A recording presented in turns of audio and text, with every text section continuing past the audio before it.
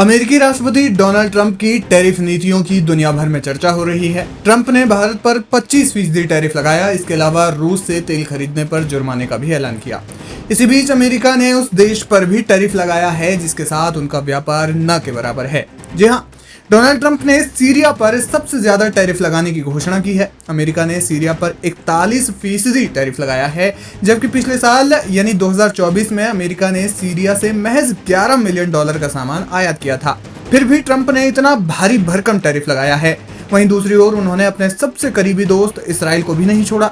America ने Israel पर 15% tariff लगाया है। लेकिन सवाल ये है कि अमेरिका सीरिया के बीच नगण्य व्यापार के बाद भी ट्रंप ने सीरिया पर 41% टैरिफ क्यों लगाया? सीरिया पर टैरिफ का आर्थिक प्रभाव कम लेकिन प्रतीकात्मक और राजनीतिक प्रभाव ज्यादा है। विशेषज्ञों का मानना है कि ये कदम सीरिया पर दबाव बनाए रखने और उसकी कमजोर अर्थव्यवस्था को और प्रभावित करने के लिए है, जो पहले से ही गृह युद्ध और प्रतिबंधों से जूझ रही है।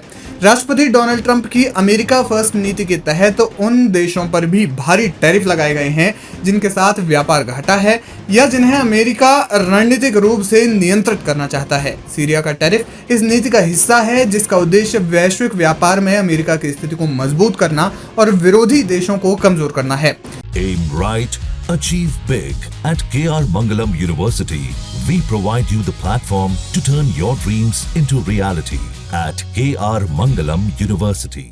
डोनाल्ड ट्रंप अक्सर टैरिफ के बाद व्यापार वार्ता करते हैं। टैरिफ की घोषणा उस बातचीत की दिशा में कदम मानी जा रही है। अब अगर सीरिया के राष्ट्रपति अहमद अल शरा बातचीत की टेबल पर बैठते हैं तो जाहिर है कि ट्रंप उनके तेल या फिर सीरिया के प्राकृतिक संसाधनों को लेकर बातचीत कर सकते हैं ताकि सीरिया में अमेरिकी कंपनियों की पहुंच हो सके।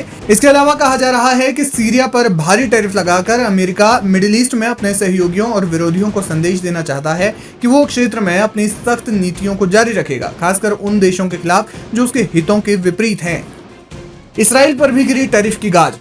व्हाइट हाउस ने घोषणा की है कि ट्रंप प्रशासन की नई व्यापार नीति के तहत इसराइल से आयात होने वाले सामानों पर 15% टैरिफ लगाया जाएगा। ये टैरिफ 7 अगस्त 2025 से प्रभावी होगा।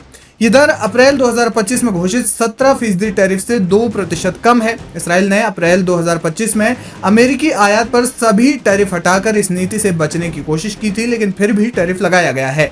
प्रधानमंत्री बेंजामिन नेतन्याहू ने वादा किया है कि इसराइल इस व्यापार घाटे को जल्द ही खत्म करेगा। जानकारी के मुताबिक इसराइल के निर्माता संघ ने चेतावनी दी है कि ये टैरिफ इसराइली निर्यात को नुकसान पहुंचा सकता है और स्थानीय नौकरियों पर असर डाल सकता है। 2024 में इसराइल का अमेरिका को $34 बिलियन का निर्यात था। हालांकि अमेरिका ने 2% टैरिफ कम जरूर किया है, लेकिन टैरिफ बैरियर अभी भी है। ये ट्रंप की अमेरिका फर्स्ट नीति का एक अहम हिस्सा है।